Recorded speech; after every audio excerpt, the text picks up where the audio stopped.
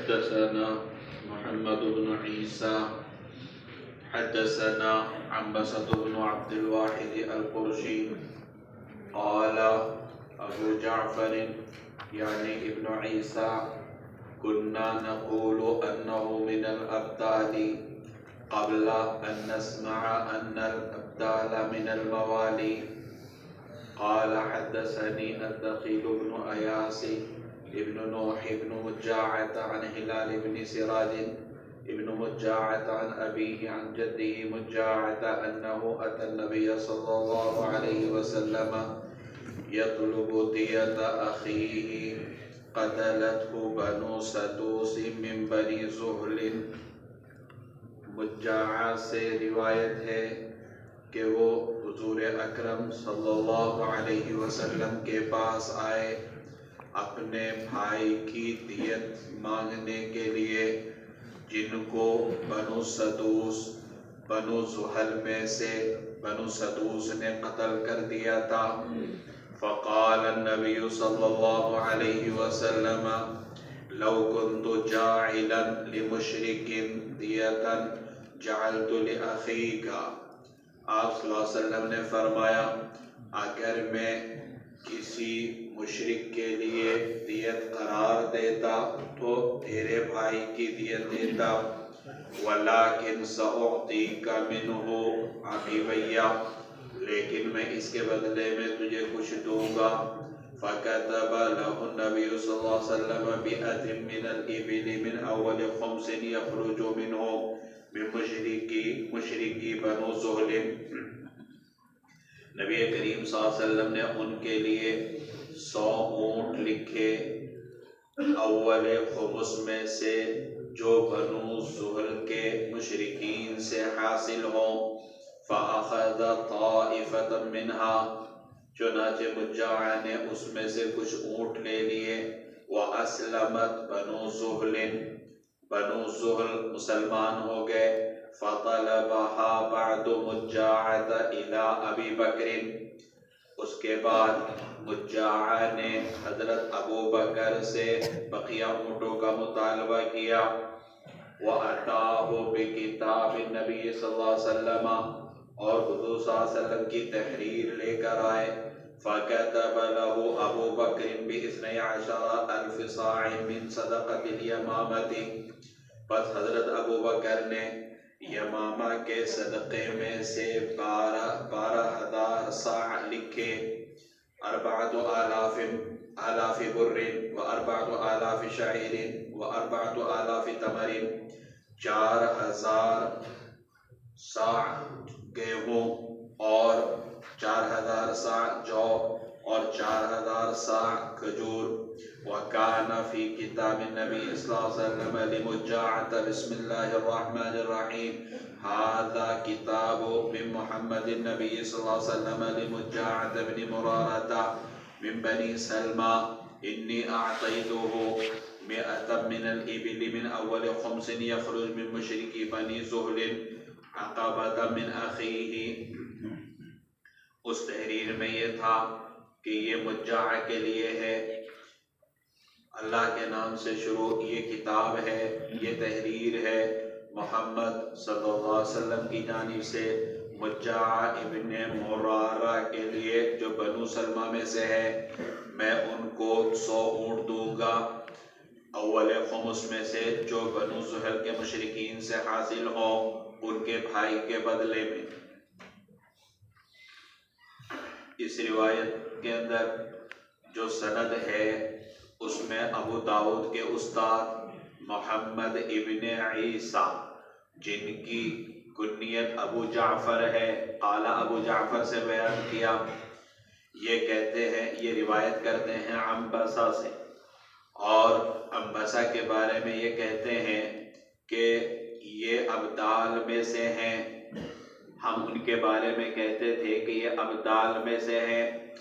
ابدال کہا جاتا ہے ان لوگوں کو کہ جو اپنے آپ کو اللہ تعالی کی عبادت کے لیے وقف کر دے اور عبادت، زہد، تقوی، پرہیزگاری کی وجہ سے وہ اللہ کے نزدیک مستجاب الدعوات ہو جائے، تو گویا یہ اللہ تبارک و تعالی سے تقرب کا ایک خاص مقام ہے جن کو اللہ خاص بندوں کو عطا فرماتے ہیں ان کی ریاضتوں اور ان کے مجاہدات کی وجہ سے۔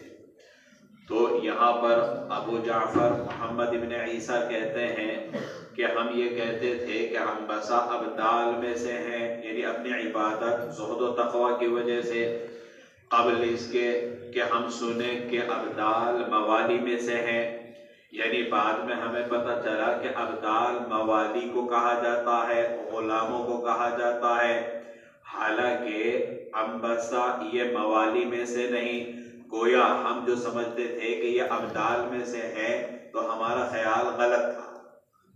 تو گویا انہوں نے بعد میں ان کو معلوم ہوا کہ ابدال موالی کو کہا جاتا ہے، حالانکہ انبسا یہ موالی غلاموں میں سے نہیں تھے، تو لہذا یہاں پر اس جملے کا مطلب ہوگا کہ ہمارا خیال غلط نکلا، وہ ابدال یعنی موالی میں سے نہیں ہے۔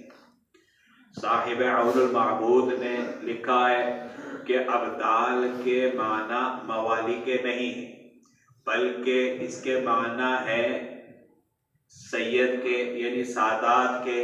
مقصد یہ ہے کہ انبسا یہ جو کہ قرشی ہیں تو یہ سادات میں سے، اور جو سید ہوتا ہے وہ مولا اعلیٰ ہوتا ہے۔ تو اب اس جملے کا مطلب یہ ہوگا کہ پہلے تو ہمارا گمان تھا کہ وہ ابدال میں سے یعنی سید ہیں، لیکن بعد میں ہمارا گمان یقین میں بدل گیا کہ وہ ابدال ہی میں سے یعنی سید ہی۔ غرض یہ کہ یہ مجاع ابن مرارہ کی روایت ہے۔ مجاع ابن مرارہ یہ بنو حنیفہ سے تعلق رکھتے تھے اور یمامہ کے سردار تھے۔ ان کے بھائی کو قبیلہ بنو زحل میں جو چھوٹا فرقہ ہوتا ہے بنو سدوس، ان میں کے کسی آدمی نے قتل کر دیا تھا، تو یہ حضور اکرم صلی اللہ علیہ وسلم کے پاس اپنے مقتول بھائی کی دیت کا مطالبہ کرنے کے لیے آئے۔ روایت سے بظاہر معلوم ہوتا ہے کہ مجاع مسلمان ہو چکے تھے جس وقت کا یہ واقعہ ہے، تو یہ صحابی ہیں، ان کا اسلام ثابت ہے، لیکن جس وقت کا واقعہ اس روایت میں بیان کیا تو بظاہر معلوم ہوتا ہے کہ اس وقت بھی یہ مسلمان تھے۔ تو یہ رسول اکرم صلی اللہ علیہ وسلم کے پاس آئے اپنے بھائی کی دیت مانگنے کے لیے۔ شاید ان کا ارادہ ہوگا کہ بیت المال میں سے میرے مقتول بھائی کی دیت ادا کی جائے۔ تو رسول اکرم صلی اللہ علیہ وسلم نے فرمایا کہ اگر میں کسی مشرک کی دیت دیتا تو تمہارے بھائی کی پہلے دیت دیتا، لیکن کسی مشرک کے قتل پر دیت نہیں دی جاتی۔ یعنی اگر کسی مشرک کو دارالحرب میں مار دے، چاہے ذمی مار دے اور چاہے مسلمان مار دے، تو اس کے بدلے میں اس کے اوپر کوئی دیت نہیں ہوتی۔ اگر عمدن قتل ہے تو قصاص نہیں، اور خطأً ہے تو دیت نہیں۔ ہاں اگر مشرک ذمی ہو تو پہلے یہ بحث گزر چکی کہ احناف کے یہاں اگر کوئی مسلمان کسی ذمی کو قتل کر دے تو اس سے اگر عمدن قتل ہے تو قصاص لیا جائے۔ دیگر ائمہ کے یہاں صرف دیت ہے، لیکن امام ابو حنیفہ کے یہاں قصاص ہے۔ لیکن اگر وہ ذمی نہ ہو تو اس کے بدلے میں آپ صلی اللہ علیہ وسلم نے فرمایا کہ دیت نہیں دی جاتی۔ اگر دیت دی جاتی تو میں سب سے پہلے تمہارے بھائی کے قتل پر دیت دیتا، لیکن تم آئے ہو تو اس لیے میں ایسا کرتا ہوں کہ اس کے بدلے میں تمہیں کچھ نہ کچھ دوں گا۔ چنانچہ رسول کریم صلی اللہ علیہ وسلم نے ان کے بارے میں ایک تحریر لکھی اور اس میں فیصلہ فرمایا کہ بنو زحل کے مشرکین سے جو مال غنیمت ملے گا تو سب سے پہلے جو مال غنیمت ملے گا اس میں جو خمس نکالا جائے گا اس میں سے 100 اونٹ تمہیں دیے جائیں۔ بنو زحل اس وقت جو کہ مشرک تھے، تو ان سے جو مال غنیمت ملے گا سب سے پہلے تو اس میں جو خمس نکالا جائے گا اس خمس میں سے 100 اونٹ دیے جائیں۔ چنانچہ اس میں سے کچھ اونٹ ان کو دے بھی دیے گئے، لیکن ابھی 100 کا عدد پورا نہیں ہوا تھا۔ آپ صلی اللہ علیہ وسلم کا بھی وصال ہو گیا، حضرت ابو بکر کا خلافت کا زمانہ آیا، تو اب یہ حضرت ابو بکر کے پاس پہنچے اور انہوں نے مطالبہ کیا اونٹوں کا۔ حضرت ابو بکر رضی اللہ تعالیٰ عنہ کا جب یہ زمانہ آیا تو اس سے پہلے بنو زحل مسلمان ہو چکے تھے، تو ظاہر سی بات ہے اب ان سے مال غنیمت کے حاصل ہونے کا تو کوئی مطلب ہی نہیں رہا کیونکہ وہ مسلمان ہو چکے تھے۔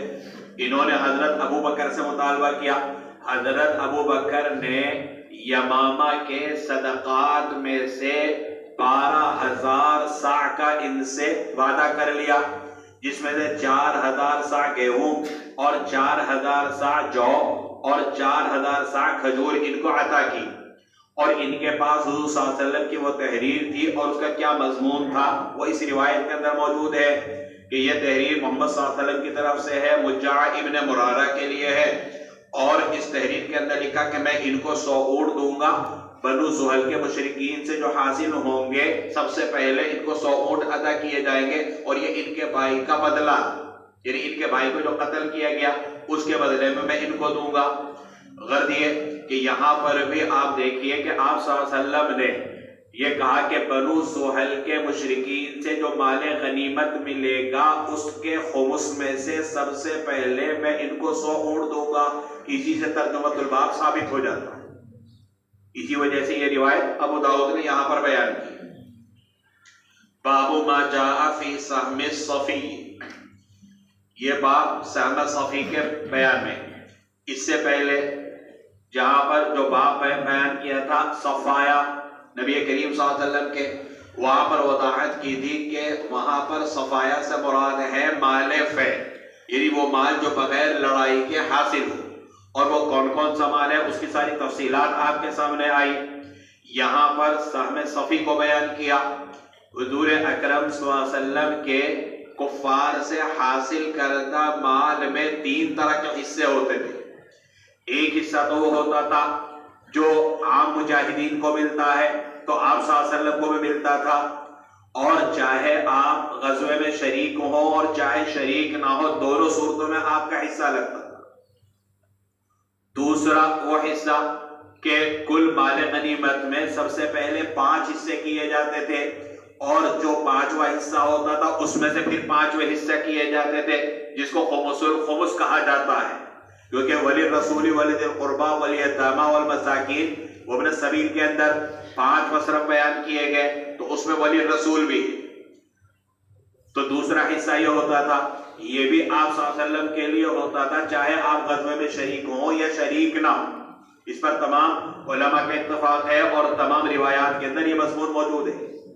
تیسرا حصہ وہ ہے جس کو یہاں پر بیان کرتے ہیں سہم صفی، یعنی مال غنیمت، کل مال غنیمت میں سے آپ صلی اللہ علیہ وسلم کو اختیار تھا کہ آپ کفار سے حاصل کردہ مال میں سے کوئی سواری پسند آ رہی تو اس کو آپ منتخب کر لیں اپنے لیے، کوئی غلام یا بادی پسند آ رہی ہے تو آپ اس کو اپنے لیے منتخب کر لیں، یا کوئی ہتھیار آپ کو پسند آ رہا تو آپ اس کو اپنے لیے منتخب کر لیں، تو آپ کے منتخب کردہ چیز کو صفی کہا جاتا ہے۔ صفیون کے معنی چننے کے آتے ہیں، منتخب کرنے کے آتے ہیں، تو اس کو کہا جاتا ہے سہم صفی۔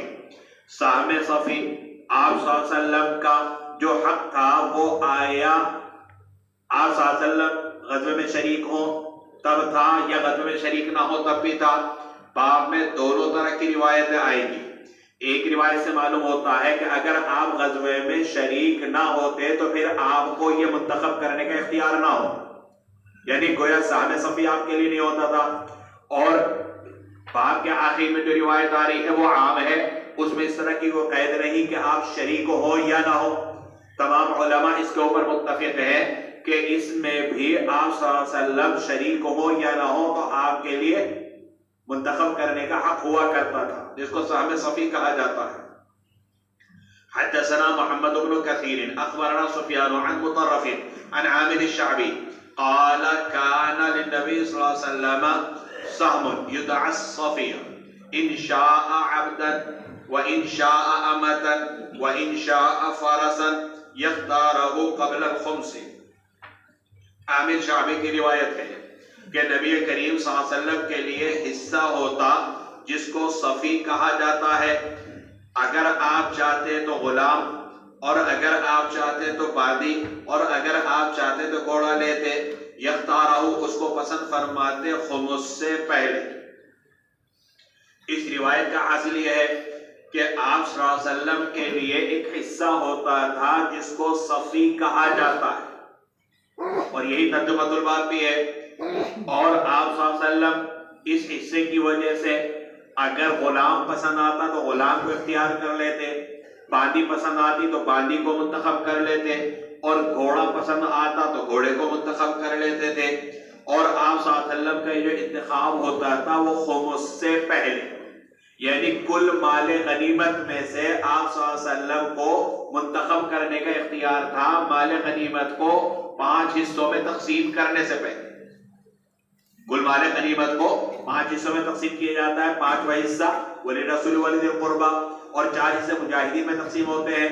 تو قبل الخمسی کا مطلب یہ ہے کہ کل مال غنیمت میں سے آپ صلی اللہ علیہ وسلم کو منتخب کرنے کا اختیار تھا۔ حدثنا محمد بن بشار حدثنا ابو عاصم وازهر قال حدثنا ابن عون قال سألت محمدا عن سهم النبي صلى الله عليه وسلم والصفي قال كان يضرب له بسهم مع المسلمين وإن لم يشهد والصفي يؤخذ له رأس من الخمس قبل كل شيء۔ ابن عون کہتے ہیں کہ میں نے محمد ابن سیرین سے حضور صلی اللہ علیہ وسلم کے سہم اور صفی کے بارے میں پوچھا۔ انہوں نے فرمایا کہ حضور صلی اللہ علیہ وسلم کا مسلمانوں کے ساتھ حصہ ہوتا تھا اگرچہ آپ غزوے میں شریک نہ ہوتے، اور صفی وہ ہے کہ جو خمس میں سے حصہ لیا جاتا ہے ہر چیز سے پہلے۔ اس روایت سے ایک تو یہ بات معلوم ہوئی وَإِن لَمْ يَشْهَدْ سے کہ حضور صلی اللہ علیہ وسلم کے لیے جو سہم صفی ہوتا تھا یہ اختیار آپ کو ہر صورت میں تھا، چاہے آپ غزوے میں شریک ہوں اور چاہے آپ غزوے میں شریک نہ ہو، دونوں صورتوں کے اندر تھا۔ صفی کس کو کہا جاتا ہے؟ اس روایت کے اندر بیان کیا کہ خمس میں سے ہر چیز سے پہلے جو حصہ نکالا جاتا ہے اس کو صفی کہا جاتا ہے۔ اس روایت سے معلوم ہوا کہ پہلے مال غنیمت کے 5 حصے ہوں گے، اور جو 5واں حصہ یعنی خمس ہوگا اس خمس کی تقسیم سے پہلے، کیونکہ خمس میں بھی 5 حصے ہوتے ہیں، تو خمس کی تقسیم سے پہلے آپ صلی اللہ علیہ وسلم کو منتخب کرنے کا اختیار تھا۔ اور اس سے پہلے والی روایت میں گزرا قبل الخمس۔ دونوں روایتوں کو اس طرح جمع کیا جا سکتا ہے کہ پہلی روایت میں قبل الخمس سے مراد ہے قبل تقسیم الخمس، مال غنیمت کے ابتداءً 5 حصے، اور جو 5واں حصہ ہے اس کو پھر تقسیم کرنے سے پہلے آپ کو منتخب کرنے کا اختیار تھا۔ لیکن اکثر علماء کا اس کے اوپر اتفاق ہے کہ آپ صلی اللہ علیہ وسلم کو کل مال غنیمت میں سے منتخب کرنے کا اختیار تھا مال غنیمت کو 5 حصے میں تقسیم کرنے سے پہلے۔ حدثنا محمد بن خالد السلمی حدثنا عمر یعنی ابن عبد الواحد عن سعید یعنی ابن بشر عن قتادہ قال كان رسول الله صلی اللہ علیہ وسلم اذا غزا كان له سهم صاف يأخذه من حيث شاء فكان الصفية من ذلك السهم وكان اذا لم يغض بنفسه ضرب له بسهمه ولم يخير۔ حضرت قتادہ کی روایت ہے، فرماتے ہیں کہ رسول اللہ صلی اللہ علیہ وسلم جب غزوہ کرتے، جب غزوے میں شرکت فرماتے، کان لہو سہم، تو حضور صلی اللہ علیہ وسلم کو منتخب کرنے کا، چننے کا اختیار ہوتا، جو چاہتے وہ لیتے۔ بس حضرت صفیہ رضی اللہ تعالی عنہا اسی سہم میں سے تھی۔ وَكَانَ إِذَا لَمْ يَغُضْ بِنَفْسِهِ، جب آپ براہ راست غزوے میں شرکت نہ فرماتے، ضُرِبَ لَهُ بِسَهْمِهِ، تو آپ کا حصہ لگایا جاتا، وَلَمْ يُخَيَّرْ، اور آپ صلی اللہ علیہ وسلم کو منتخب کرنے کا اختیار نہ ہو۔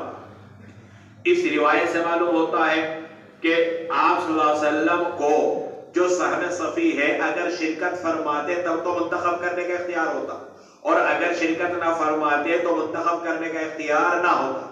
اور اوپر والی روایت میں وَإِن لَمْ يَشْهَدْ، کہ اگرچہ آپ شریک نہ ہو تب بھی آپ کو منتخب کرنے کا اختیار تھا۔ اسی وجہ سے حضرت گنگوہی علیہ رحمہ فرماتے ہیں کہ مجھے فقہ کی عبارتوں میں اس کی صراحت نہیں ملی کہ آپ صلی اللہ علیہ وسلم کا جو سہم صفی تھا، آپ اگر غزوے میں شریک نہ ہو تو تب بھی آپ کے لیے تھا یا نہیں، کیونکہ دونوں طرح کی روایت ہے۔ یہ بھی روایت ہے کہ آپ کے لیے ہر صورت میں منتخب کرنے کا حق تھا، چاہے آپ شریک ہو یا نہ ہو. اور اس طرح کی بھی روایت ہے کہ اگر آپ شریک ہو تب آپ کو یہ منتخب کرنے کا حق تھا، اور اگر آپ شریک نہ ہو تو منتخب کرنے کا حق نہیں تھا. اس روایت کے اندر فَكَانَ صَفِيَّةُ مِنْ ذَلِكَ السَّهْمِ سے بیان کیا کہ حضرت صفیہ رضی اللہ تعالی عنہا بھی اسی سہم کا اور اسی انتخاب کا حصہ تھی. اس روایت سے معلوم ہوتا ہے کہ غزوہ خیبر کے موقع پر بہت سے غلام اور باندیا، بہت سے قیدی مسلمانوں کے ہاتھ آئے، ان میں حضرت صفیہ رضی اللہ تعالی عنہا بھی تھی. اس روایت سے معلوم ہوتا ہے کہ حضرت صفیہ رضی اللہ تعالی عنہا کو حضور اکرم صلی اللہ علیہ وسلم نے چنا، تو گویا وہ بھی صفی ہوئی. اور بعض حضرات کہتے ہیں کہ ان کا نام پہلے تھا زینب، لیکن نبی کریم صلی اللہ علیہ وسلم کے ان کو چننے کی وجہ سے ان کا نام صفیہ پڑ گیا. صفی چننا، منتخب کرنا، تو ان کا نام تھا زینب، اور اس انتخاب کی وجہ سے ان کا نام پڑ گیا صفیہ. اور صاحب عون المعبود کہتے ہیں کہ نہیں، پہلے سے ان کا یہی نام تھا. غرض یہ کہ اس روایت سے معلوم ہوتا ہے کہ غزوہ خیبر کے قیدیوں میں سے حضور صلی اللہ علیہ وسلم نے حضرت صفیہ کو چنا. اور اس بات کی جو آگے روایتیں آ رہی ہیں ان میں ایک روایت کے اندر یہ مضمون ہے کہ جب غزوہ خیبر کے بعد بہت سے قیدی جمع کیے گئے، اس میں غلام بھی اور باندی بھی، مرد بھی اور عورت بھی، تو حضرت دحیہ کلبی رضی اللہ تعالی عنہ حضور اکرم صلی اللہ علیہ وسلم کے پاس آئے کہ مجھے ایک باندی چاہیے. حضور صلی اللہ علیہ وسلم نے فرمایا کہ جاؤ جا کر لے لو، یہ بہت ساری باندیاں ہیں، بہت ساری عورتیں لے لو. انہوں نے حضرت صفیہ رضی اللہ تعالی عنہا کو چن لیا. کس نے؟ حضرت دحیہ کلبی. اب جب ایک صحابی نے دیکھا کہ جو ان باندیوں میں سب سے زیادہ خوبصورت عورت تھی اس کو حضرت دحیہ نے لے لیا، وہ حضور صلی اللہ علیہ وسلم کے پاس آئے اور کہا کہ اللہ کے رسول صلی اللہ علیہ وسلم، یہ جو صفیہ ہیں یہ کوئی عام عورت نہیں ہے، بلکہ یہ بنو نذیر اور قریظہ کی سردار ہے، یہ آپ اپنے لیے منتخب کریں، یہ مناسب ہے، نہ یہ کہ حضرت دحیہ کے پاس رہیں. کیونکہ ایک تو سردار اور دوسرے یہ کہ حضرت دحیہ سے بھی بڑے بڑے صحابہ کرام موجود ہیں، تو ان کو بھی احساس ہو سکتا ہے کہ انہوں نے کیسے حضرت صفیہ رضی اللہ تعالیٰ عنہ کا انتخاب کر لیا. غرض یہ کہ حضور صلی اللہ علیہ وسلم نے حضرت دحیہ کو اور حضرت صفیہ کو بلایا، اور جب ان کو دیکھا تو ان کو حضور صلی اللہ علیہ وسلم نے اپنے لیے منتخب کر لیا. تو آپ دیکھیں سب سے پہلے ان کو چنا تھا حضرت دحیہ نے، اور بعد میں حضور صلی اللہ علیہ وسلم نے منتخب کیا. اور جو روایت ابھی ہمارے سامنے آئی اس میں یہ ہے فَكَانَ صَفِيَّةُ مِنْ ذَلِكَ السَّهْمِ. اس سے معلوم ہوتا ہے کہ ابتدا میں حضور صلی اللہ علیہ وسلم نے چنا. دونوں روایتوں میں تطبیق اس طرح ہوگی کہ جو پہلی روایت ابھی آپ کے سامنے آئی اس کے معنی لیے جائیں گے کہ یہاں پر حضرت صفیہ کو جو سہم صفی قرار دیا گیا وہ انجام کے اعتبار سے، ابتدا کے اعتبار سے نہیں، کیونکہ حضرت دحیہ سے حضور صلی اللہ علیہ وسلم نے حضرت صفیہ کو لے لیا تھا. روایت آئے گی کہ حضرت صفیہ رضی اللہ تعالیٰ عنہ کے بدلے میں حضور صلی اللہ علیہ وسلم نے حضرت دحیہ کو 7 باندیاں دی تھی. ان کو 7 باندیوں کے بدلے میں حضرت دحیہ سے خریدا تھا، جو کہ پہلے وہ اپنے لیے چن چکے تھے، مالک ہو چکے تھے، تو اب ان سے حضور صلی اللہ علیہ وسلم نے ان کو خریدا 7 باندیاں دے کر. تو غرض یہ کہ جو یہاں پر روایت ہے اس سے معلوم ہوتا ہے کہ حضرت صفیہ وہ خیبر میں آئی ہوئی باندیوں میں سے حضور صلی اللہ علیہ وسلم کا انتخاب ہے، یعنی ابتدائی انتخاب. تو ایسا نہیں، بلکہ پہلے ان کو حضرت دحیہ نے منتخب کیا اور پھر ان سے حضور صلی اللہ علیہ وسلم نے ان کو خریدا تھا. حدثنا نصر بن علي حدثنا ابو احمد اخبرنا سفيان عن هشام بن عروة عن ابيه عن عائشة انها قالت كانت صفية من الصفي. حضرت عائشہ کی روایت ہے، فرماتی ہیں کہ حضرت صفیہ صفی میں سے تھی، یعنی حضور صلی اللہ علیہ وسلم نے ان کو منتخب کیا تھا خیبر کے موقع پر. حدثنا سعيد بن منصور حدثنا يعقوب بن عبد الرحمن الزهري عن عمرو بن ابي عمرو عن انس بن مالك قال قدمنا خیبر. حضرت انس بن مالک کی روایت ہے، فرماتے ہیں کہ ہم خیبر آئے. فلما فتح الله الحصن، جب اللہ نے قلعہ فتح کرا دیا، ذکر له جمال صفیہ بنت حی، حضور صلی اللہ علیہ وسلم کے سامنے حضرت صفیہ بنت حوی کی خوبصورتی کو بیان کیا گیا. وقد قتل زوجها, اور ان کا شوہر مارا گیا تھا. وكانت عروسا, اور وہ شادی شدہ تھی, دلہن بنی ہوئی تھی. فاصطفاها رسول اللہ صلی اللہ علیہ وسلم لنفسه, حضور صلی اللہ علیہ وسلم نے ان کو اپنے لیے منتخب فرمایا. فخرج بها حتى بلغنا سد الصحابہ, بس ہم نکلے, بس آپ صلی اللہ علیہ وسلم نکلے حضرت صفیہ کو لے کر, یہاں تک کہ جب ہم سد الصحابہ میں پہنچے, حلت, تو حضرت صفیہ حلال ہو گئی, یعنی ان کو حیض آ گیا. فبنا بها, حیض سے فراغت کے بعد حضور صلی اللہ علیہ وسلم نے ان سے تخلیہ کیا, ان سے تعلق قائم فرمایا. اس روایت کا حاصل یہ ہے کہ غزوہ خیبر کے موقع پر جب اللہ نے کامیابی عطا فرمائی, بہت سے مرد اور عورت قیدی بنائے گئے, ان میں حضرت صفیہ بھی تھی. حضور صلی اللہ علیہ وسلم کے سامنے ان کی خوبصورتی کا تذکرہ کیا, اور یہ دلہن بنی ہوئی تھی, ان کا شوہر اس جنگ میں مارا گیا تھا خیبر کے موقع پر. رسول اللہ صلی اللہ علیہ وسلم نے اپنے لیے ان کو منتخب فرمایا, اور جب یہاں سے روانہ ہوئے اور سد الصحابہ میں پہنچے, حلت, تو ان کو حیض آ گیا. اور حیض آنے کا مطلب یہ ہے کہ استبراء پایا گیا, اور جب استبراء پایا گیا تو اب یہ حضور صلی اللہ علیہ وسلم کے لیے حلال ہو گئی, تو آپ صلی اللہ علیہ وسلم نے پھر ان سے تعلق قائم فرمایا. حدثنا مسدد حدثنا حماد بن زید عن عبد العزيز بن صهيب عن انس بن مالك قال صارت صفیۃ لدحیۃ الکلبی ثم صارت لرسول اللہ صلی اللہ علیہ وسلم. حضرت انس بن مالک کی روایت ہے کہ صفیہ دحیہ کلبی کے لیے ہو گئی اور پھر حضور صلی اللہ علیہ وسلم کے لیے ہو گئی. کیسے, وہ آگے روایت میں تفصیلات آ رہی ہیں. حدثنا محمد بن خلاد الباہلی حدثنا بهز بن اسد حدثنا حماد اخبرنا ثابت عن انس قال وقع في سهم دحیۃ جاریۃ جمیلۃ. حضرت انس کی روایت ہے کہ حضرت صفیہ دحیہ کے حصے میں آئی جو ایک خوبصورت وادی تھی. فاشتراها رسول اللہ صلی اللہ علیہ وسلم بسبعۃ عروس, حضور صلی اللہ علیہ وسلم نے ان کو 7 باندیوں کے بدلے, 7 سروں کے بدلے میں, یعنی 7 باندیوں کے بدلے میں خرید لیا. ثم دفعها الى ام سلیم تصنعها وتهيئها, پھر ان کو حضرت ام سلیم کے حوالے کر دیا تاکہ وہ ان کا بناؤ سنگار کرے. قال حماد واحسبه قال وتعتد في بيتها صفیۃ ابنۃ حوی. حماد کہتے ہیں میرا خیال یہ ہے کہ فرمایا کہ وہ حضرت ام سلیم کے گھر میں صفیہ بنت حوی عدت پوری کرے. اس روایت کا حاصل یہ ہے کہ پہلے دحیہ کلبی کے حصے میں حضرت صفیہ آئی جو انتہائی خوبصورت تھی. حضور صلی اللہ علیہ وسلم نے 7 باندیوں کے بدلے میں ان کو خرید لیا اور پھر ان کو ام سلیم کے حوالے کیا. ام سلیم کے لیے حوالے کرنے کا مقصد کیا تھا, تاکہ وہ ان کا بناؤ سنگار کرے. جیسے شادی کے موقع پر عورت کو بناؤ سنگار کر کے خوبصورت دلہن بنایا جاتا ہے. حماد جو اس سند کے راوی وہ کہتے ہیں کہ میرا خیال یہ ہے کہ حضرت ام سلیم کے حوالے کرنے کا مقصد یہ تھا کہ وہاں رہ کر یہ اپنی عدت پوری کرے, اور وہ ہے حیض. تو حضرت ام سلیم کے پاس راوی تو کہتے ہیں تصنعها وتهيئها, مقصد یہ تھا کہ بناؤ سنگار کرے, لیکن اس میں حماد یہ کہتے ہیں کہ میرا خیال ہے کہ عدت پوری کرنے کے لیے نبی کریم صلی اللہ علیہ وسلم نے ام سلیم کے گھر میں رکھا, اور جب عدت پوری ہو گئی, استبراء پایا گیا, تب آپ نے تعلق قائم فرمایا. حدثنا داود بن معاذ حدثنا عبد الوارث وحدثنا يعقوب بن ابراهيم المعنى قال حدثنا ابن حنية عن عبد العزيز بن صهيب عن انس قال جمع السبي يعني بخيبر. حضرت انس کی روایت ہے کہ قیدی اکٹھا کیے گئے یعنی خیبر کے. فجاء دحیہ آئے, فقال یا رسول اللہ اعطینی جاریۃ من السبی, اور کہا کہ اللہ کے رسول مجھے قیدیوں میں سے ایک باندی دے دیجئے.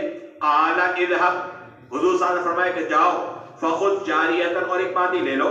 فاخذ صفیۃ ابنۃ حوی, انہوں نے صفیہ بنت حوی کو لے لیا. فجاء رجل الى النبي صلی اللہ علیہ وسلم فقال یا رسول اللہ اعطیت دحیۃ, ایک شخص آیا حضور کے پاس اور کہا کہ اللہ کے رسول آپ نے دحیہ کو دے دیا, یعنی حضرت صفیہ دحیہ کے حوالے کر دی.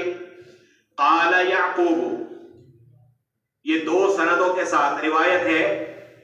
تو پہلی سند کے ساتھ روایت میں الفاظ ہے کہ آنے والے نے کہا اعطیت دحیۃ، کہ آپ نے دحیہ کو دے دیا، اور یعقوب کی روایت میں یہ ہے کہ الفاظ یہ تھے صفیۃ ابنۃ حی، کہ آپ نے صفیہ ابن حی کو دے دیا جو سردار ہیں قریظہ اور نذیر کی، ما تصلح الا لک، یہ نہیں مناسب ہے مگر آپ کے لیے، یعنی دحیہ کے لیے مناسب نہیں۔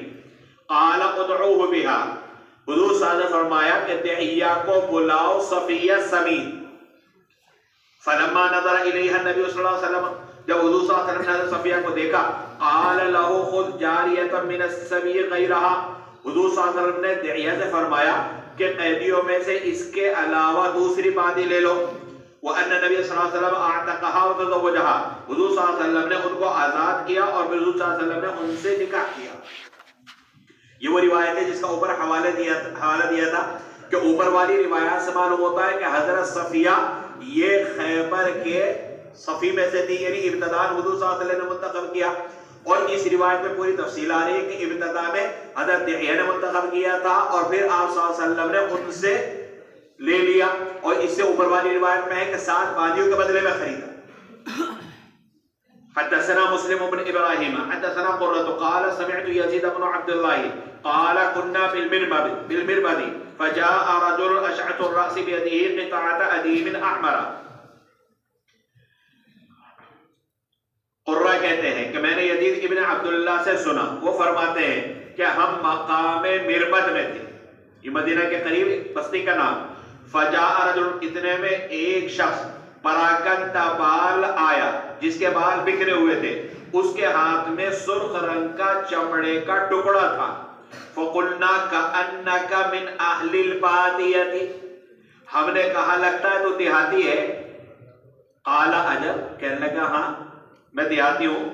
قلنا ناولنا هذه القطعة الأديمة التي في يدك، ہم نے کہا یہ چمڑے کا ٹکڑا جو تیرے ہاتھ میں ہے ہمیں دے دے۔ فلاولناها، اس نے وہ ہمیں دے دیا۔ فقرأنا ما فيها، تو اس میں جو مضمون لکھا تھا وہ ہم نے پڑھا۔ فإذا فيها من محمد رسول اللہ صلی اللہ علیہ وسلم الى بنی زہیر بن اقیش، اس میں یہ لکھا تھا کہ یہ محمد صلی اللہ علیہ وسلم کی جانب سے ہے بنو زہیر ابن اقیش کے نام۔ انکم ان شہدتم اللہ الہ الا اللہ وان محمد رسول اللہ واقمتم الصلاة وآتیتم الزکاة وأدیتم الخمس من المغنم وسهم النبی صلی اللہ علیہ وسلم وسهم الصفی انتم آمنون بأمان اللہ ورسولہ۔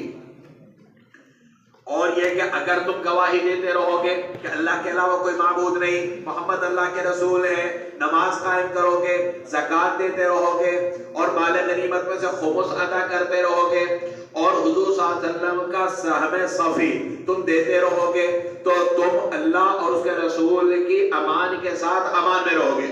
فَقُلْنَا مَنْ كَتَبَ لَكَ هَذَا الْكِتَابَ، ہم نے کہا کہ یہ تحریر کس نے لکھی؟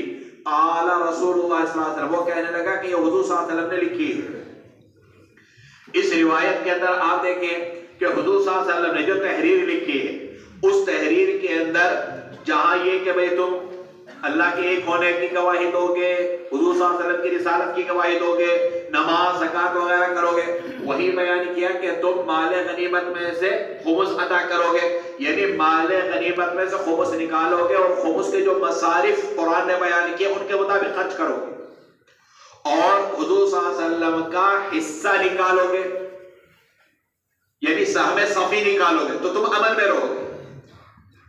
یہاں اس سے معلوم ہوتا ہے کہ حضور صلی اللہ علیہ وسلم کا سہم صفی ہر حالت میں نکالا جائے گا، چاہے آپ اس میں شریک ہوں یا آپ اس میں شریک نہ ہو۔ پہلے روایت آئی تھی کہ اگر آپ شریک نہ ہو تو پھر آپ کو اختیار نہیں، اور یہاں اس روایت کے اندر عموم ہے، ان سے جو آپ صلی اللہ علیہ وسلم نے عہد لیا کہ اگر تم یہ کام کرو گے، یہ کام کرو گے تو امن میں رہو گے، اس میں اپنے لیے سہم صفی کا بھی تذکرہ کیا۔ تو اس کا مطلب یہ ہے کہ آپ شریک ہو تب بھی یہ حصہ نکلے گا، اور آپ شریک نہ ہو تو تب بھی یہ حصہ آپ صلی اللہ علیہ وسلم کے نام سے نکلے گا۔